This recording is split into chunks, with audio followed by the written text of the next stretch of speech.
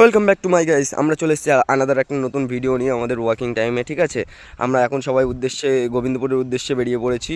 দেখতেই পাচ্ছেন দাদা, আমি, এই যে দুই দাদা, আরও সবাই মিলে, সব বন্ধুরা মিলেই একবারে বেরিয়ে পড়েছি। এই যে আমাদের ন্যাশনাল হাইওয়ে রোড, আমাদের গোবিন্দপুরে যাওয়ার এই যে আমাদের অদ্বৈত পাঠ বেরিয়ে গেল।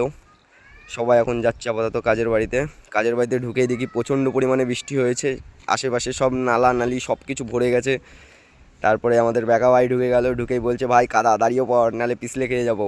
লাস্টে আবার দাদা দেখলো যে কেউ আছে নাকি, নামলাম।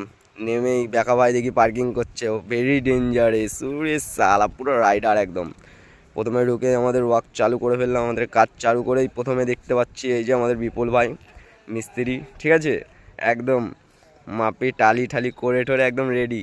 দুপুরবেলায় বসে বললাম একটুখানি কোনোরকম খাওয়া দাওয়া করে, এই যে ভাইরা আমাদের স্মাইল করছে, বলছে দাদা তোমাদের খাওয়া হয়ে গেছে নাকি। এবার দাদা সবাই মিলে একবারে রেস্ট করছি, সবাই এনজয় করলাম কাজের মধ্যেই। এই যে বাড়ির পেছনে একটা পুকুর, ঠিক আছে, পুকুরটা ভেসে গেছে। এই দেখো একদম লেবু গাছের গোড়ায় একটা কানমাগুর মাছ দেখতে পাচ্ছি। ঠিক আছে, তোমাদের তো ঠিকঠাকভাবে দেখাতে পাচ্ছি না। আপাতত আমাদের কাজ বাজ শেষ। ঠিক আছে বন্ধুরা, কাজ বাজ শেষ। আমরা একটু তোমাদের দেখাতে চাই যে কীরকম কাজটা হয়েছে। তোমরাও কমেন্টে বলো কেমন হয়েছে বা কীরকম লাগছে।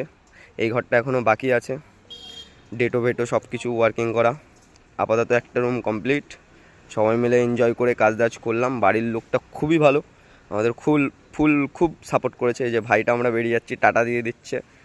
আর এইদিকে দাদা আবার মাপঝোপ করছিল। তো এখানে আমাদের কাজ বাজ শেষ, আমরা গাড়ি নিয়ে আবার বাড়ির উদ্দেশ্যে বেরিয়ে গেলাম। এই ভিডিওটা যদি ভালো লাগে একটু লাইক কমেন্ট শেয়ার করে দেবেন।